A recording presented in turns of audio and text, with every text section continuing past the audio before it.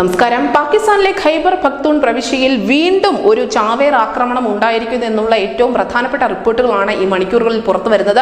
ഈ ചാവേർ ആക്രമണത്തിൽ കൊല്ലപ്പെട്ടിരിക്കുന്നത് 5 ചൈനീസ് പൗരന്മാരും അതിനോടൊപ്പം ഒരു പാകിസ്ഥാൻ പൗരനുമാണ് എന്ന് റോയിട്ടേഴ്സ് റിപ്പോർട്ട് ചെയ്യുന്നു.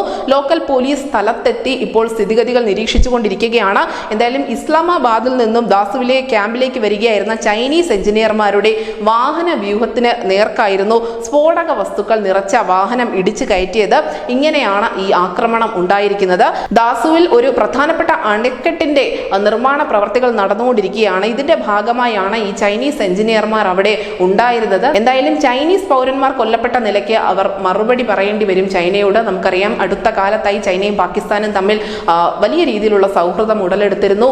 ഈ പാകിസ്ഥാനിലെ പല നിർമ്മാണ പ്രവർത്തനങ്ങൾക്ക് ഫണ്ട് ചെയ്യുന്നതും മറ്റും ചൈന തന്നെയാണ്.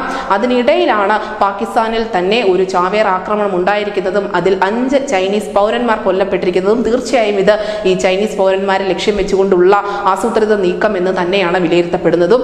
വരും മണിക്കൂറുകളിൽ ഈ മരണസംഖ്യ ഉയരുമോ അല്ലെങ്കിൽ ഇതിന്റെ കൂടുതൽ വിശദാംശങ്ങളൊക്കെ തന്നെയും പുറത്തറിയും. News desk India Malayalam.